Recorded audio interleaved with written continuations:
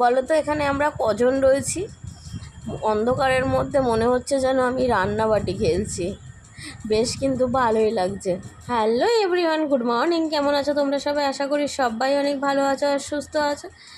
সুপর্ণা চ্যানেলে তোমাদের সবাইকে অনেক অনেক ওয়েলকাম। বড়দের প্রণাম আর ছোটোদের ভালোবাসা জানিয়ে আজকের ভিডিওটা আমি শুরু করতে চলেছি। তো দেখতে পাচ্ছ ঘরের মধ্যে থেকে আমি এই টপটা মানে এই কৌটোটা আমি টেনে টেনে বার করছি, যেহেতু আমি উঁচু করে নিয়ে আসতে পারবো না, অনেকটা ভারী, ওই কারণে টেনে টেনে বার করলাম। আর সকালবেলা আমার বাসি কাজ মোটামুটি কমপ্লিট, টিফিনও কমপ্লিট। তারপরে এখন থেকে আমি আমার ভিডিওটা স্টার্ট করছি। তো এই কৌটোটার মধ্যে কি আছে বলো তো? এই কৌটোটার মধ্যে আমার নিত্য ব্যবহার্য জিনিস রয়েছে কয়েকটা, যেগুলো আমার প্রায় দিনই লাগে। এর মধ্যে এই কাগজের ঠোঙাটায় রয়েছে বেসন, আর এই প্লাস্টিকের ঠোঙাটায় রয়েছে পেপারটায় রয়েছে ডাল, আর এটাতে রয়েছে চাল। এইসবই রয়েছে আর কি। তোমাদের দাদাভাই যাওয়ার সময়, উড়িষ্যাতে যাওয়ার সময় আমাকে এইসবগুলো কিনে দিয়ে গেছে। যেহেতু আমাদের জয়েন্ট ফ্যামিলি, সব কিছু আমাদের একসাথেই হয়, সেজন্য আমার ঘরে না আমার কিছু না রাখলে হয় না। কারণ সব সময় ওই ঘরে গিয়ে গিয়ে চেয়ে চেয়ে খাওয়া আমার ঠিক ভালো লাগে না। আর ওই জন্য আমি তোমাদের দাদাভাইকে বলেছি যে অল্প অল্প করে সব কিছু কিনে দিয়ে যাও। আর আমার যেহেতু গ্যাস রয়েছে, আমি টুকটাক এখানে বানিয়ে খেতে পারবো। এতদিন গ্যাস ছিল না, নতুন গ্যাস লাগানো হয়েছে, তোমরা জানো প্রত্যেকেই যারা আমার ভিডিও দেখো।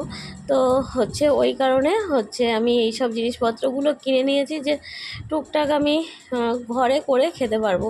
তো তোমার দাদাভাই বলা মাত্রই সব কিছু কিনে দিয়ে গেছে। ও কোনো দিন কোনো কিছুতেই না করে না, আমি যেটা বলি ও শোনে মোটামুটি কথা। আর ও খুব ভালো করে জানে আমি ভুলভাল কথা কিছু খুব একটা বেশি বলি না। তো যাই হোক, এইগুলো আমি রৌদ্রে দিচ্ছি, কারণ রৌদ্রে না দিলে না ঘরের মধ্যে থেকে থেকে, অনেক দিন ধরে বৃষ্টি হচ্ছে এমনিতেই, আর ঘরের মধ্যে থেকে থেকে না নষ্ট হয়ে যাবে। তো এই কদিন 2-3 দিন দেখছি ভালো রোদ্দুর দিচ্ছে, কিন্তু 2-3 দিন না আমার শরীরটা ঠিকঠাক ভালো ছিল না, ওই কারণে আমি রোদে দিতে পারিনি। আজকে দেখছি সকালবেলা থেকে একটু ভালো, মানে সামান্য ভালো, কিন্তু মানে এই কাজকর্ম করলে কতটা যে আমি ভালো থাকবো তা আমি জানি না, কারণ আমি ওঠা বসার কাজ বেশি একটা করতে পারি না এই সময়। তো যাই হোক, করতে হবে, কিছু করার নেই, কে করে দেবে বলো? তো এই যে জিনিসপত্রগুলো দেখতে পাচ্ছ, এগুলো আমি এবার নিয়ে যাচ্ছি আমাদের ছাদের সিঁড়িতে। যেহেতু ছাদের এখনও মানে সিঁড়ির ঘরের চাল হয়নি, ছাউনি হয়নি, ওই কারণে না সিঁড়িতে বেশ ভালো রোদ্দুর আসে। তো ভাবলাম যে ওই ছাদে উঠতে না পারি, সিঁড়ির উপরে গিয়ে আমি এগুলো রোদে দিয়ে আসতেই পারি। তো ওই কারণে আমি নিয়ে যাচ্ছি ছাদের সিঁড়িতে। আর বাড়িতে নতুন কোনো কাজ হলে না আমার খুব ভালো লাগে। এই দেখো আমাদের এই সিঁড়ির ঘরটা নতুন বানানো হয়েছে, সিঁড়ির ঘরের দরজাটা নতুন লাগানো হয়েছে। ছোটোখাটো কাজ হোক, তবুও বাড়ির কাজ, ঘরের জিনিসপত্র হলে না সব মেয়েদেরই খুব ভালো লাগে। সংসারের যে কোনো জিনিসপত্র, খুঁটিনাটি জিনিসপত্র বলো। আর আমার সংসারের জিনিসের প্রতি হেভি টান, মানে আমি সংসারের জিনিসপত্র মানে থালা বাসন ঘটি বাটি এইসব কিনতে ভীষণ ভালোবাসি। আর ওর থেকে যদি একটা কিচ্ছু মানে একটা বাটি যদি হারিয়ে যায়, তাহলে আমার যে এত কষ্ট হয় মানে বলার কথা না। তো যাই হোক, আমি দেখো সিঁড়ির ঘরে ঢুকে গেছি, এটা আমাদের সিঁড়ির ঘর। আর এই যে সিঁড়ি দিয়ে আমি উপরে উঠছি, কিন্তু ভয় লাগছে কেন বলো তো? এখানটা তো এখনও আর একটা সিঁড়ি হবে, সেটা হয়নি।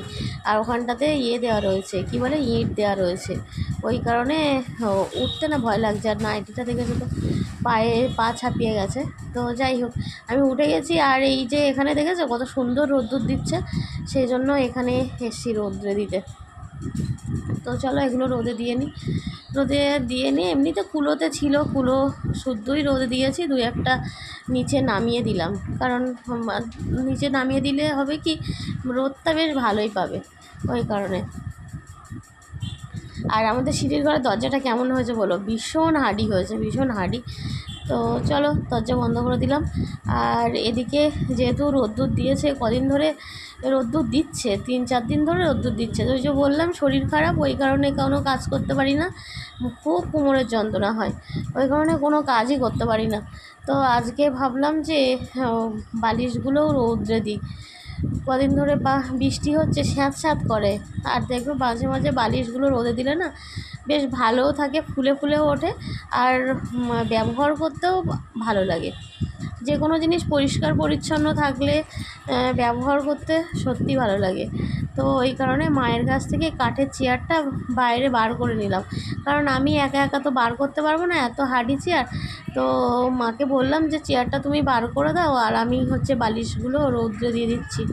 তো ওই জন্য বালিশগুলো সব একটা একটা করে বয়ে বয়ে নিয়ে আসি। আর এই যে লাস্ট বালিশটা নিয়ে আসি, এত ভারী, কি বলবো, এর মধ্যে যে কি রয়েছে, এটা আমার শাশুড়ির বালিশ, মানে বলার কথা না, এ যে এত ভারী, মানে 5 কেজি তো আমার বালিশের ভার হচ্ছে, এটা 10 কিলো ওয়েট হবে, মানে এর মধ্যে মনে হয় ইট পাথর ঢোকানো। যাই হোক, আমি ওদিকে বালিশগুলো সব রোদে দিয়ে ভাবছি যে জিনিসপত্রগুলো, মানে কি বলবো, ওই কৌটোর মধ্যে না পিঁপড়ে হয়েছে। তো ওই জন্য ভাবলাম যে একেবারে যখন কাজ করছি তো করেই নিই। তো ওই জন্য লক্ষণ চক নিয়ে তোমাদের দাদাভাই কিনে দিয়ে গেছিলো, দাদাভাইয়ের কাছে বলে কিনে নিয়েছিলাম যে লক্ষণ চক একটা কিনে দিয়ে যাও, ঘরে থাকলে না লাগে, কারণ এত পিঁপড়ের উৎপাত বলার কথা না। তো এই কারণে দিয়ে গেছিলো কিনে, তো সেইটা নিয়ে আমি জানালার বাইরের দিক দিয়ে দাগ দিয়ে দিচ্ছি, কারণ বাইরের দিক দিয়ে পিঁপড়ে আসছে। আর ঘরের মধ্যে দাগ দিলে না কীরকম চকের দাগের মতো সাদা হয়ে লাগে, দেখতেও ভালো লাগে না, ওই কারণে। আর আমাদের দেয়ালগুলো দেখেছো, সব প্লাস্টারগুলো সব চটিয়ে দেওয়া হয়েছে। এটা আমার দাদা শ্বশুরের আমলের ঘর, মানে বুঝতে পারছো, আমার শ্বশুরের আমলেরও না, শ্বশুরের বাবার আমলের। তো এই কারণে প্লাস্টার চটিয়ে দিয়ে তোমাদের দাদাভাই আবার নতুন করে প্লাস্টার করছে। তো ওই জন্য ঘর মানে কেমন একটা যেন লাগছে। যাই হোক, আমি চলে এলাম ঘরে। আর এদিকে সকালবেলা কেটেছিলাম, কি বলো তো, কুমড়ো শাক কেটেছিলাম। কেটেছিলাম বলতে মার কাছ থেকে কেটে নিয়েছিলাম। আর এদিকে আমার পিসি শাশুড়ি এই কটা ব্রাহ্মণী শাক দিয়ে গেছে। আমি বলে রেখেছিলাম ব্রাহ্মণী শাক পাওয়া যায় এদিক ওদিকে, তো আমি বলেছিলাম যদি আমার জন্য দুটো পারো এনে দিও, কারণ তোমাদের দাদাভাই বাড়ি থাকলে না আমার কোনো সমস্যা হয় না, কারোর কাছে কিছু চাইতে হয় না। কিন্তু ওই যে আমার বরটা বাড়ি থাকে না, আর একটু শাকের জন্য আমি ওর কাছে বলে বলে বেড়াই, কারণ বুঝতেই পারছো একটু শাক, এই সময় একটু শাক টাক খাওয়া ভালো। তো ওই কারণে এক মুঠো ব্রাহ্মণী শাক এনে দিয়েছে আজকে প্রথম। তো আমি ভাবলাম এইগুলো একটুখানি শাক হয়ে যাবে, তো ওই শাকটা আর ভাজা করলে না আরও একটুখানি হয়ে যাবে, তো ভাবলাম সিদ্ধ করব। আর এই কুমড়ো শাকটা কাটছি কেন বলো তো, তোমাদের দাদাভাই আমাকে ফোন করে বললো একটু ডালের স্যুপ বানিয়ে খেও। ডাল এনে দিয়েছি 4-5 রকমের, ওই ডাল দিয়ে একটু স্যুপ বানাও, স্যুপ বানিয়ে আর ওর মধ্যে একটুখানি সবজি দাও, যে কোনো ধরনের সবজি, আর একটু শাক টাক দিয়ে স্যুপ বানিয়ে খাও। তো আমি আর সবজি কোথায় পাবো, আর সবজি ওই ঘর থেকে নিয়ে আসলেও হতো, কিন্তু আর নিয়ে আসিনি ইচ্ছা করে, প্রথম দিন বানাচ্ছি, দেখা যাক কী হয়। তো ওই কারণে এই দেখো কুমড়ো শাক আমাদের বাড়ির গাছে বাড়িতে হয়েছে, তো ওই কেটে নিয়ে এই যে রান্না করছি। কুমড়ো তো হয় না, তো শাকে আমি খাই, তো একটা না একটা কাজে লাগুক। এরপর যাব স্নান করতে, তো শাকগুলো কেটে রেখে যাব স্নান করতে। স্নান করা হয়ে গেছে, আর এখন যাচ্ছি এই যে শাকগুলো কেটে রেখেছিলাম, শাকগুলো ধুতে। শাকগুলো ধোয়া হয়নি, তো চলো শাকগুলো ধুয়ে নিই।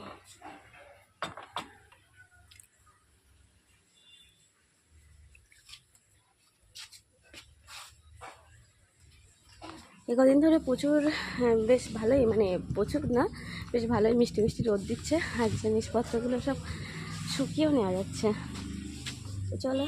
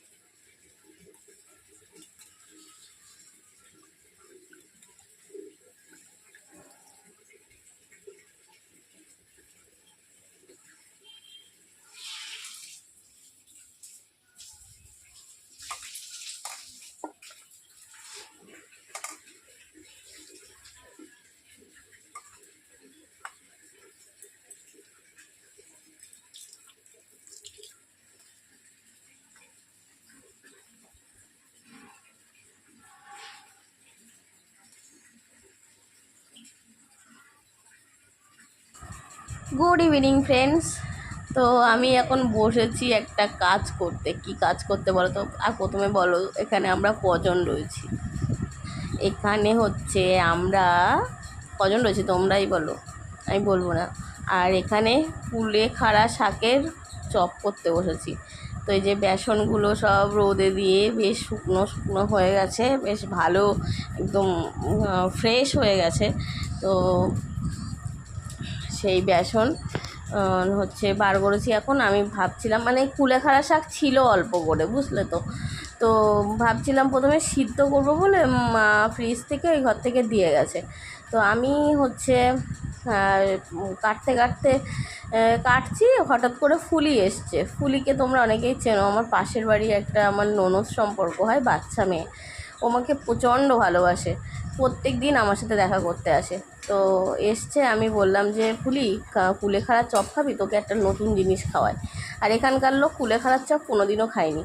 তো যাই হোক, তো অল্প একটুখানি ছিল, নষ্ট হয়ে যাচ্ছিলো।